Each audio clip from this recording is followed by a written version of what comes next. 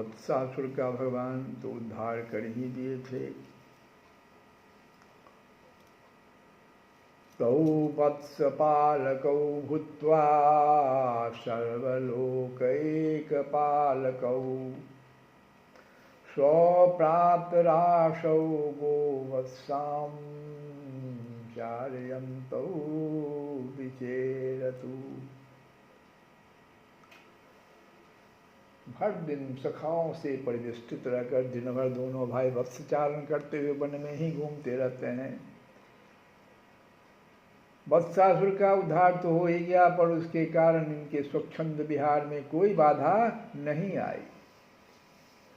वत्सासुर के आने की बात अधिकांश गोपों ने, ब्रजरानी ने जानी तक भी नहीं, क्योंकि श्री कृष्णचंद्र ने सखा गोष्ठी में ही मंत्रणा कर यह कह दिया था कि कोई भी इस घटना की बात किसी को न बताए, अन्यथा मैया वत्सचारण के लिए मुझे वन में नहीं आने देगी। कम से कम सुदूर वन में तो जाने का प्रतिबंध लगा देगी, और फिर हम लोगों की स्वच्छंद क्रीड़ा नहीं हो सकेगी। तो बालकों ने भी वैसा ही किया, किसी को कुछ भी नहीं बताया, और सदा की भांति श्री कृष्णचंद्र का वनगमन, वत्सचारण, वन विहार ये निर्बाध चलता ही रहा। जनुश्रुति के रूप में मधुपुर से यह बात ब्रजपुर में भी आई अवश्य, पर किसी ने इस ओर ध्यान नहीं दिया। इसकी प्रतिक्रिया तो मधुपुर के अधीश्वर कंस पर ज्यादा हुई। जिस क्षण अपने पूर्व गुप्तचर के मुख से कंस ने वत्सासुर के निधन की बात सुनी, उसे प्रतीत हुआ मानो हलाहल विष की ज्वाला कर्णरंध्रों के पथ से हृदय में प्रविष्ट हो गया। अंतस्थल झुलस गया, नेत्रों में अंधेरा छा गया। अतिशय वेग से उसने आंखें बंद कर ली। इतना ही नहीं, संज्ञा शून्य होकर गिर पड़ा वह। जीवन में प्रथम बार इतनी गहरी मूर्छा कंस को हुई, मानो वह निष्प्राण हो गया हो। सचमुच बाहर से जीवन के सभी लक्षण कुछ क्षण के लिए विलुप्त हो गए। मंत्री दौड़े, अनेकों उपचार आरंभ हुए, फिर कहीं जाकर उसे किसी प्रकार बाह्य ज्ञान हुआ।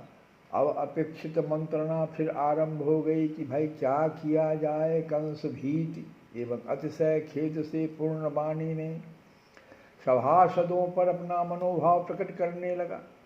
हाय हाय, एक नहीं बहुत से प्रतिष्ठित छद्म वेश धारण करने वाले भेजे गए, किंतु उनके द्वारा किंचन मात्र भी हित साधन नहीं हुआ। कुछ शब्दों में ही कंसराज ने परिस्थिति की गंभीरता बता दिया सभासदों को, पर वह मंत्रिमंडल भी तो अपना महत्व रखता है ना। मंत्रियों ने अपने महाराज में पुनः नवीन आशा संचारित कर देने के उद्देश्य से एक परामर्श दिया। क्या दिया कि देव केवलम बकमत्रम वलम बलम बलम मामहे। हे स्वामी, अब तो बकासुर के बल का ही आश्रय बचा हुआ है, क्योंकि बगुले की जात ही ऐसी होती है जहाँ दंभ का जाल गहरा बन जाता है। सचमुच कंस को बकासुर की विस्मृति हो गई थी। मंत्रियों ने उपयुक्त अवसर पर ही स्मरण करा दिया। फिर तो लाश में भरकर कंस ने इसका अनुमोदन ही किया। मम सुहत्तम, हाँ हाँ बहुत ठीक है, मेरे उस सुहत्तम बकासुर को ही वहाँ भेजा जाए। बकासुर का एवं बकभगिनी पूतना का मिलन, प्रथम मिलन उस कंस के स्मृति में नाच उठा कि पहली बार इस बकासुर से और बकभगिनी, पूतना कौन थी? बकासुर की भगिनी।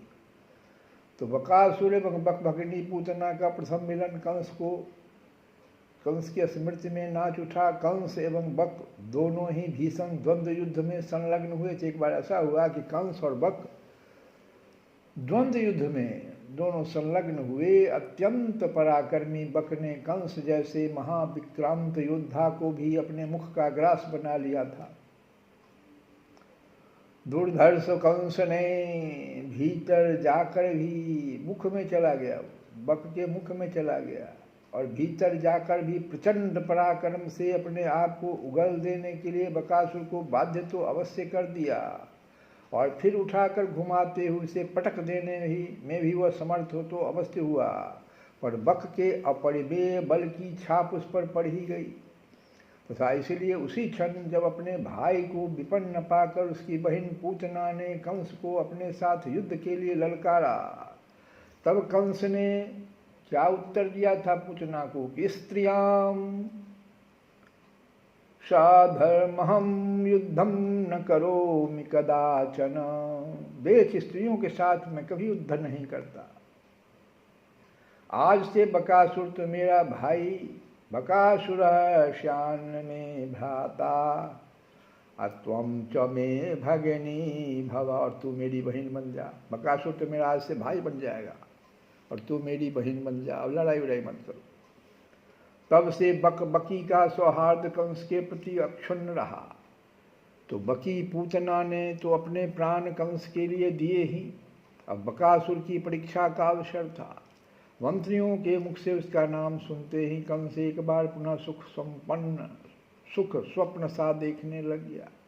उसे आशा बंध गई कि नंदपुत्र को बकासुर तो निगल ही जाएगा, फिर विलंब क्यों। तुरंत ही बक का आह्वान हुआ, वह सभा में उपस्थित हुआ, उसे सारी योजना समझा दी गई और वह ब्रजेश पुत्र को अपने मुख का ग्रास बनाने के उद्देश्य से चल पड़ा। इधर श्री कृष्णचंद्र भी सदा की भांति वत्स चारण करके करने बन चले।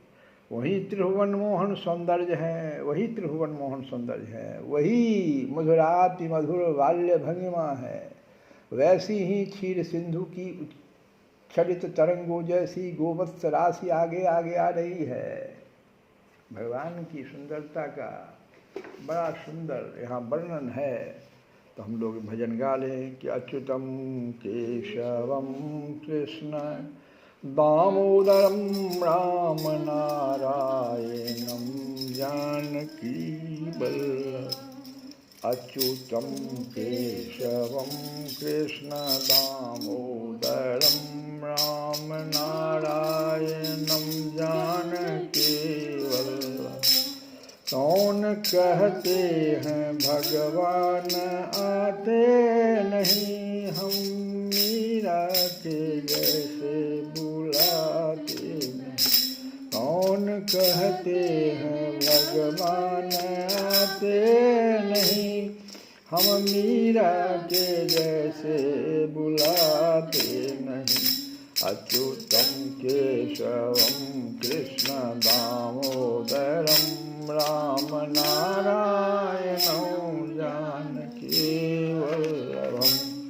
कौन कहते हैं भगवान खाते नहीं, बैर सबरी के जैसे खिलाते नहीं, बैर सबरी के जैसे खिलाते नहीं। अच्युतम केशवम कृष्ण दामोदरम राम नारायणं जानकी वल्लभम। अधरम मधुरम वदनं मधुरम नयनं मधुरम हसितं मधुरम। अधरम मधुरम वदनं मधुरम नयनं मधुरम हसितं मधुरम। हृदयं मधुरम गमनं मधुरम। मधुराधिपते अखिलं मधुरम। वचनं मधुरम चरितं मधुरम। वचनं मधुरम चरितं मधुरम। वचनं मधुरम वलितं मधुरम। चरितं मधुरम भ्रमितं मधुरम। मधुराधिपते अखिलं मधुरम। मधुरम मधुरम मदनं मधुरम।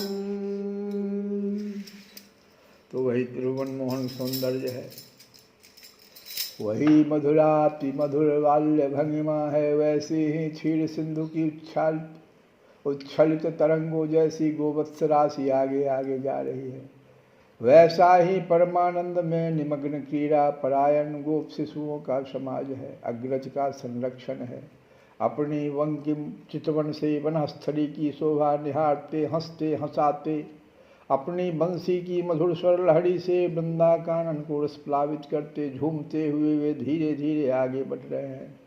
अब चलते चलते नव तृणास्तृण वनभूमि आ जाती है। वहाँ एक परम रमणीय सरोवर है।